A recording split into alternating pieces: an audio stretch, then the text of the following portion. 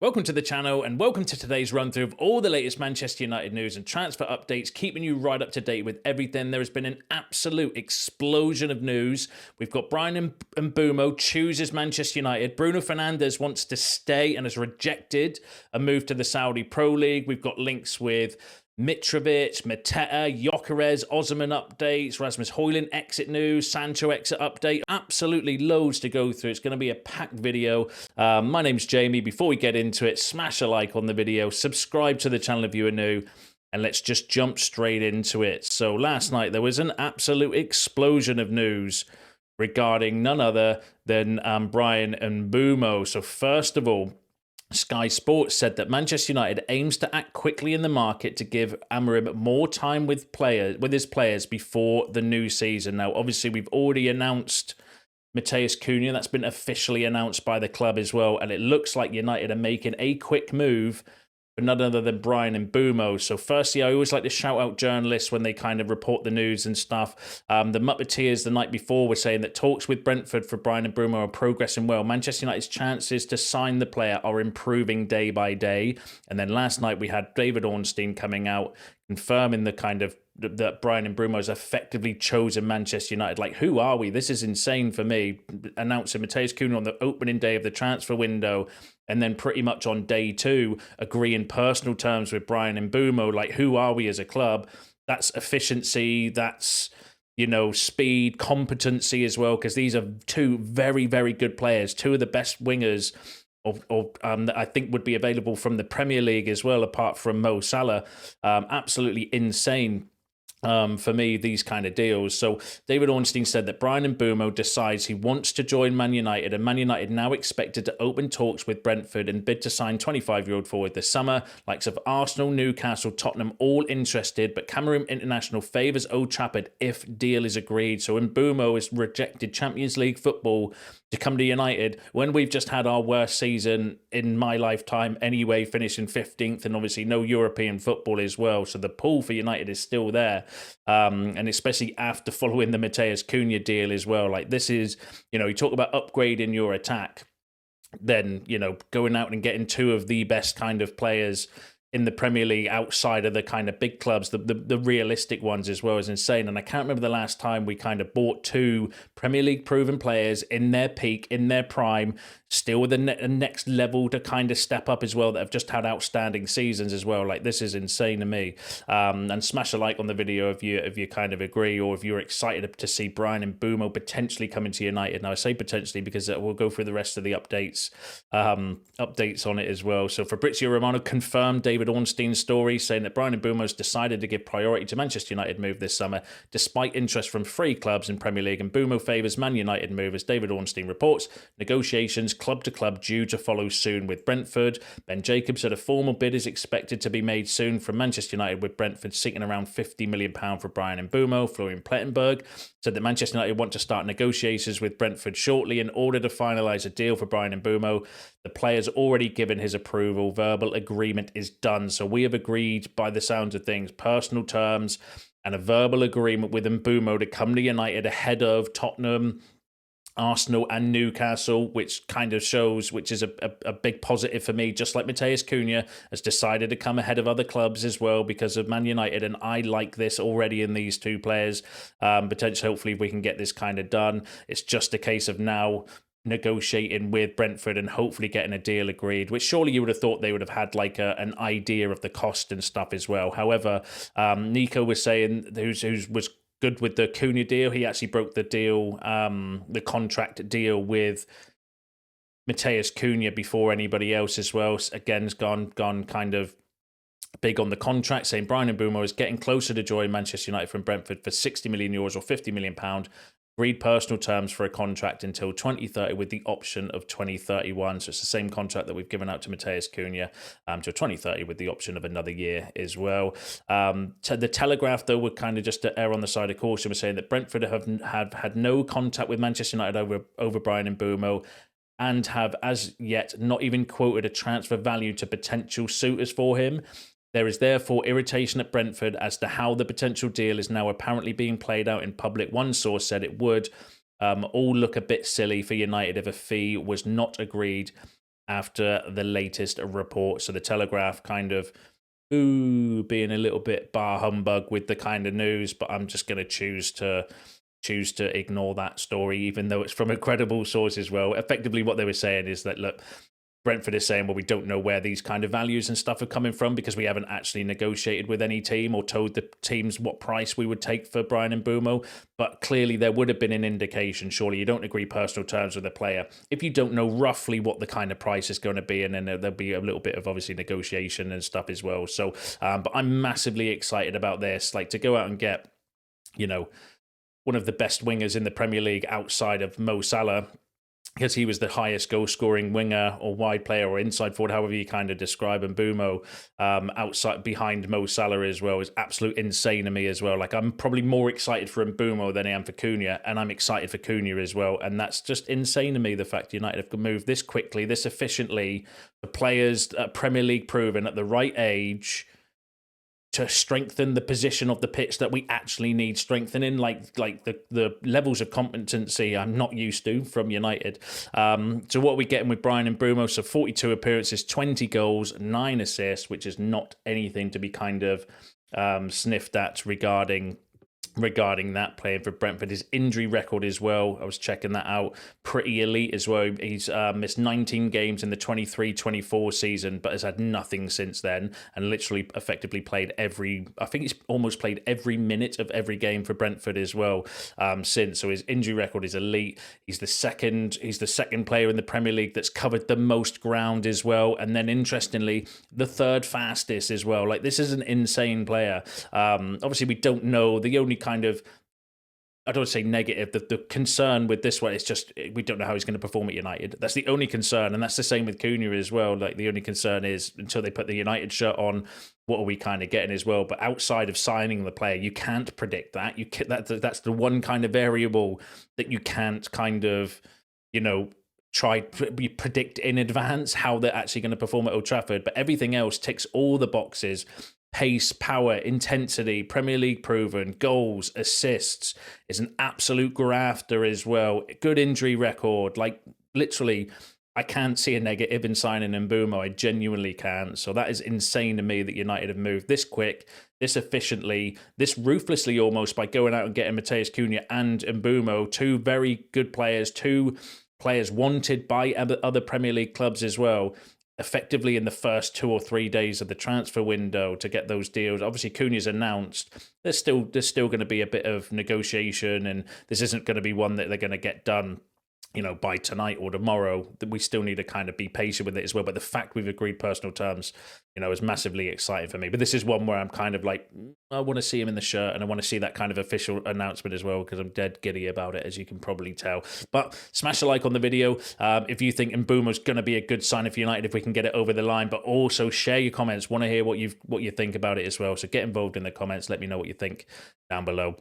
Now, one of the things I was thinking last night as well, where if we're going for Mbeumo, are we spending the Bruno Fernandes money before we sell Bruno Fernandes? Because there's that kind of thing where if you sell a player, you get loads of money, and then you start signing players, everybody inflates their value because they know you've got cash to spend, so they'll chuck a few £1 million on the end of their kind of deals. And I was speaking to my brother-in-law last night, and I was like, is this us spending the Bruno Fernandes money? But apparently not, because so firstly, shout out to Shasha Tavalieri, who last night said that Bruno Fernandes' family is not convinced about a move to Saudi Arabia. So if you remember yesterday's video or watched yesterday's video, there was a belief that, he had to, it was his family that needed kind of convincing to maybe go to Saudi. And that was the kind of, one of the thoughts or the feelings or the reasons why the deal was effectively stalling.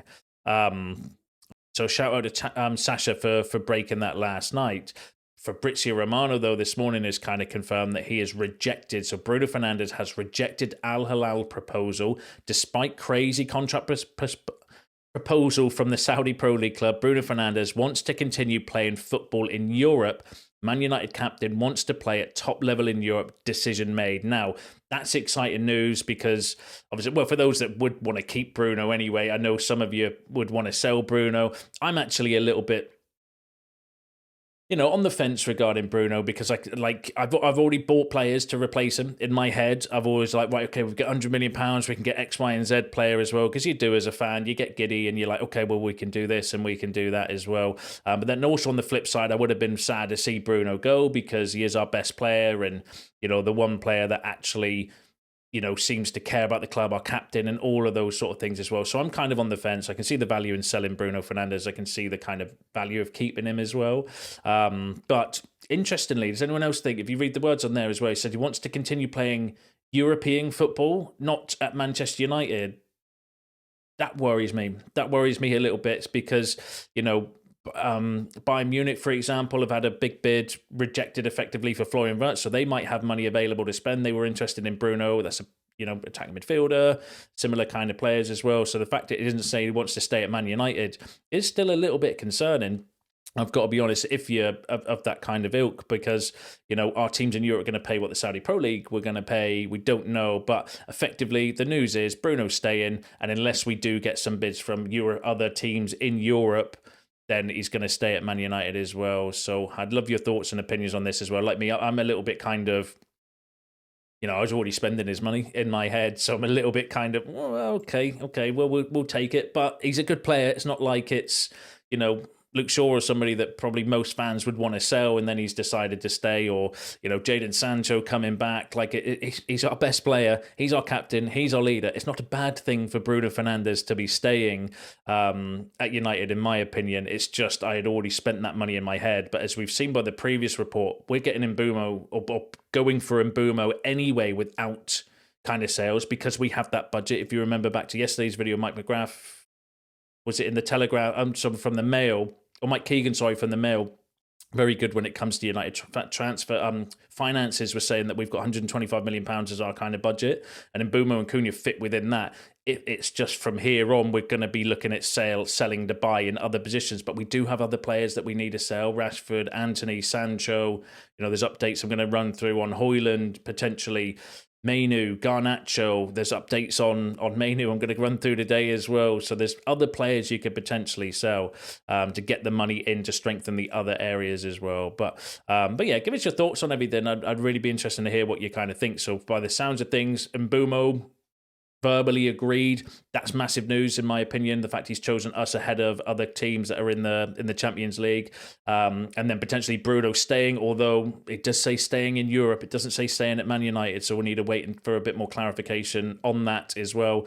But yeah, massively, I'm kind of cool with that, as long as we've still got the money to go and strengthen, which we probably will be having to rely on other sales. But there are other players we could potentially sell to get the money to move on and strengthen the other area, because the other area that we do want to strengthen or need to strengthen is the striker position.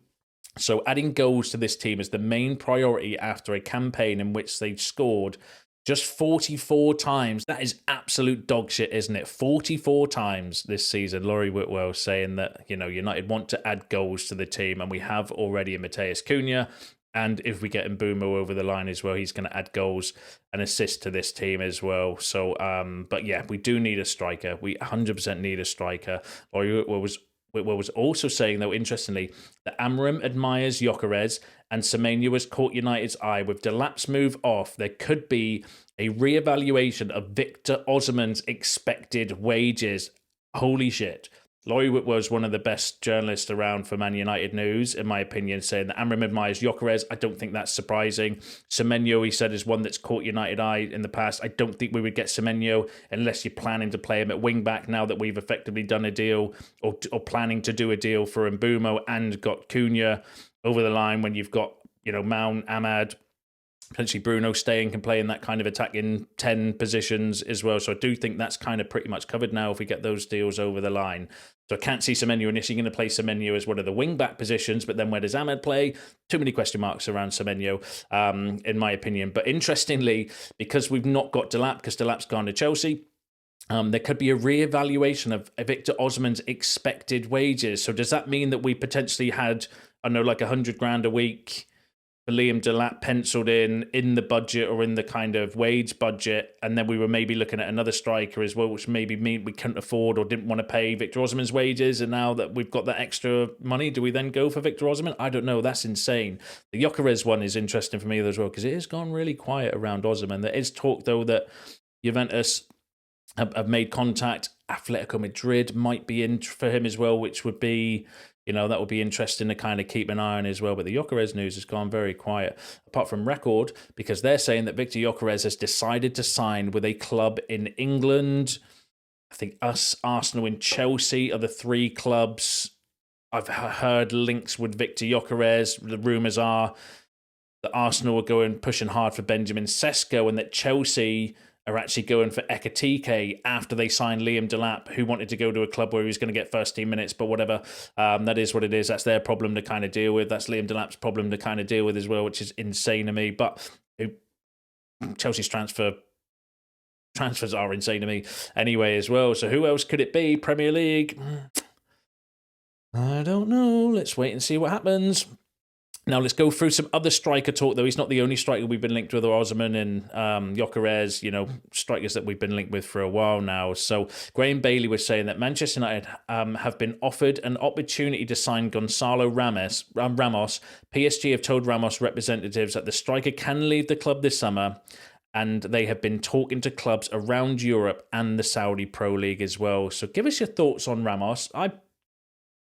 He's 23 years old, not necessarily been playing that many games. I think he's played, from his minutes, around 17 to 18 games for PSG. Obviously, they've just won the Champions League and won pretty much a treble as well. 41 appearances, 18 goals, 6 assists, but he's only played 1,630 minutes out of those kind of appearances as well, which is still not a bad goal return. 23 years old, is young. There's examples of strikers that have gone to PSG that have left and done quite well, like Moani did obviously didn't do very well there, went to Juventus and had a better second half to the season as well. But I don't know what I would think. I would take him all day long. I would take him over the options that we've got up front at the moment as well. I just don't know whether he fits the profile because he's a very good penalty box striker, as you can see on his stats in terms of assists, goals, shots, and all of the kind of, the data at the kind of top there as well regarding attacking, but then lacking in terms of successful take-ons, progressive carries, and that's what I think Amorim wants, players that can run and carry the ball up the pitch as well. Defensively, not the most outstanding as well, but in terms of like a penalty box striker, someone to put the ball in the back of the net, and I mean, if you've got Mbeumo and Cunha, and then potentially Bruno behind that as well, that's a lot of creativity, so maybe you do just need a penalty box striker, in which case Ramos is a good shout for that. I just don't know if he wouldn't be my top choice anyway, let's put it that way. But, if you could do it, if we're running out of money and there's lack of options and you do a loan maybe with an option to buy, I would probably do that. But I wouldn't do that ahead of signing Gyökeres, Osimhen, Mateta, signing somebody kind of that nature as well. But yeah, give us your thoughts on Ramos in the comments. Now, another player we were linked with, so Ben Jacobs said Manchester United are considering a move for Al-Hilal striker Aleksandar Mitrovic. He is available for around £40 million. He's 31-year-old. No thanks. And is prepared to take a pay cut. Now, that's like £40 million for a 31-year-old that's been playing in the Saudi Pro League as well. That would be insane. Like if it was Mitrovic from Fulham before he went to the Saudi Pro League as well, that actually would be a decent shout because he's a real handful. There's a player that I think's better than probably his reputation as well. So he's maybe someone I would have been interested in when he was at Fulham, but not for £40 million and not now. But then thankfully the Telegraph have said that sources close to Aleksandar Mitrovic have ruled out reports that he could leave Al-Hilal and join Manchester United either permanently or on loan this summer as well. So that's one we can kind of throw in the bin. And Ben Jacobs is a little bit hit and miss sometimes as well. But Jason Burton, the Telegraph, is a good source. So yeah, apparently that one's kind of dead before it got started, which is good. And then Rudy Galletti. Now Rudy Galletti we do need to take with a pinch of salt, right? Because he's in contention for bullshit transfer rumour of the window on the first day of the window as well, when he linked us with Rafael Leao. But he is kind of a hit and miss one. He has got things and can be credible as well. So we need to kind of take it with a pinch of salt for now, saying that Manchester United have Jean-Philippe Mateta at the top of their striker shortlist. United are expected to make a concrete move in the coming days to explore the condition of a potential deal. Crystal Palace are willing to sell him for a fee in the region of €30 million or £25.2 million to €35 million to £29.5 million. So between £25 and £30 million, basically, that Palace would be. Now, if you could get Mateta for that sort of price, that's the Delap money. That fits within the kind of budget. I would be all over that as well. 3 Premier League proven players in terms of Cunha, Mbeumo, and Mateta. 3 players that increase the physicality. Mateta's height would be an advantage as well because Mbeumo's quite a small, short player. So that would maybe counterbalance that as well. Like that would be, I'd be happy with that. Obviously, my preference would be either Osimhen or Gyökeres. But if you're offering me Mateta, because you can't get those two for obviously Osimhen's wages is the issue. Gyökeres Champions League football is potentially the issue. If you offer me Mateta for £30 million, I'd do that in a heartbeat. I think I would personally do that in a heartbeat because, like I said, 3 Premier League proven players that have goals and know the league. Yeah, I don't know why we wouldn't kind of be looking at that deal as an alternative to the kind of other ones. But give us your thoughts and shouts on that in the comments below.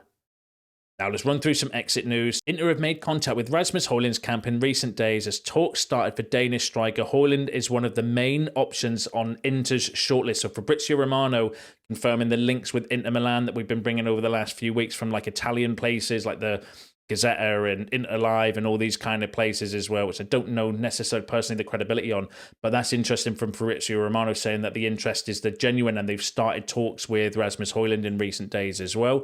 Simon Jones from the Mail, though, said Inter Milan are stepping up their interest in Rasmus Højlund and have made contact with his entourage and want to ascertain a price from United over the coming days. There is talk of potentially a loan with an option to buy as well.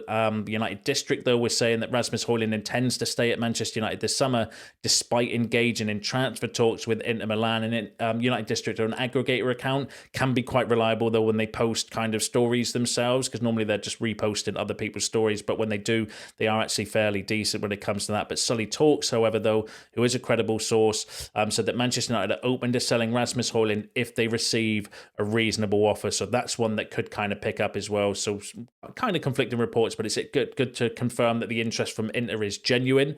There is talk, though, maybe they're trying to look at the price and getting things sorted with the player.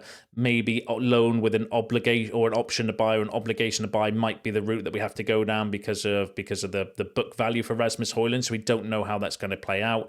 Conflicting stories, though. Rasmus wants to stay. He is a United fan, so I can kind of see that one as well. But Sully Talks saying United are open to selling him as well. So again, this could be one. I think we would take an offer for Højlund if it's a good offer. If it pays off his book value, I think we would do it, or a loan with an option to buy as well, because obviously it is one where I think for him personally, he needs to just get out of United for a season, even if it is on loan. Re-find your form, rediscover yourself, because we've absolutely ruined his confidence. We've ruined he just doesn't look like a professional footballer in some games because he's that low in confidence, and we put that much pressure on him as well. It's not been fair. The whole kind of situation, the whole deal around Højlund has just been a shit show from start to finish. The price we paid for him, the lack of support, the lack of service for a striker, the fact that he's been heavily relied on. It's just been a complete mess, the Rasmus Højlund. We're at blame, Højlund's at blame, everybody's to blame. It's been a shit show. So I do think he needs to kind of take, even if it's a loan, I do think he needs to kind of come, because we're watching the kind of postseason friendly against Hong Kong, and like I said, I thought we'd given a shirt to a fan, just said, yeah, do you want to run around up front and try and do something, because he was that bad. And I know it's a postseason game. I'm not going to get too bent out of shape regarding it as well, but he genuinely looks like he needs to just take himself away personally. But give us your thoughts on that in the comments, as I'm sure you will. Now, interestingly, another player that's linked with an exit is Kobbie Mainoo. I still feel bad about this one. I'm not comfortable with selling Kobbie Mainoo, but Chelsea are eyeing a move to sign Manchester United and England midfielder Kobbie Mainoo, and then that came from ESPN, and then Simon Jones in the Mail was saying Kobbie Mainoo is likely to leave Manchester United alongside Alejandro Garnacho. But I still don't like the idea of selling Kobbie Mainoo. I think he could go on to be a fantastic player, but we'll have to kind of keep an eye on it, and especially not to Chelsea. That would just literally rub salt in the wounds. Yeah, no thanks, no thanks. But we'll need to keep an eye on it and see how it kind of goes. And then the final story is regarding Sancho. So Chelsea is still uncertain over Jadon Sancho's future on their club and have open talks with Borussia Dortmund over Jamie Gittins. That'll be annoying. That came from Mike McGrath.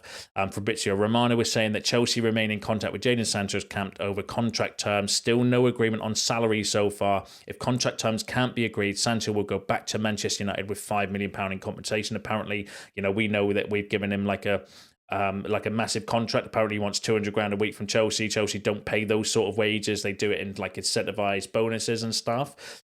Even Cole Palmer's not on that sort of money for Chelsea. And they're offering like 100 odd grand a week as well. So we need to see how that kind of plays out. Interestingly, Graham Bailey said that Manchester United and West Ham had talks over a swap deal involving Jadon Sancho and Mohamed Kudus. Sancho was open to a potential switch to West Ham, while Kudus was eager to make a potential transfer to Manchester United. West Ham's management team were unsure about Jadon Sancho's fit into their system, and talks broke down. So that would have been insane. Would you have done that deal? Obviously, it's not happening. We're going for Mbeumo in that position as well, so I don't know if we're going to get another kind of attacking player in. We're going to get a striker by all accounts, but in terms of that attacking kind of 10 position as well. But that would have been interesting if we couldn't. I would have done that, actually. I would have done that. Yeah, of course I would have. In a heartbeat, would have swapped Jadon Sancho with Mohamed Kudus. What am I talking about? Yes, I would have done that deal. But obviously, it's not going through now. But Graham Bailey also said that separately, Chelsea have told Manchester United that they are willing to sign Sancho on a permanent basis, and his move is expected to now progress. So we need to keep an eye on that, see what's kind of going down with Jadon Sancho, because again, a bit of conflicting stories regarding Chelsea in negotiations by all accounts. But then if they're looking at Jamie Gittins, they've obviously been linked with Garnacho as well. Yeah, we'll need to keep an eye on that one. But give us your thoughts in the comments below. Give us your thoughts on all the other topics discussed in today's video. It's a bit of a longer video, but there's absolutely loads going on. I've been checking my phone as well. There's literally notifications going out all over the place. So it is absolutely frantic at the moment with United news. But that's all the latest. Give us your thoughts in the comments below. Smash a like on the video on your way out. Subscribe to the channel if you are new. See you in the next one.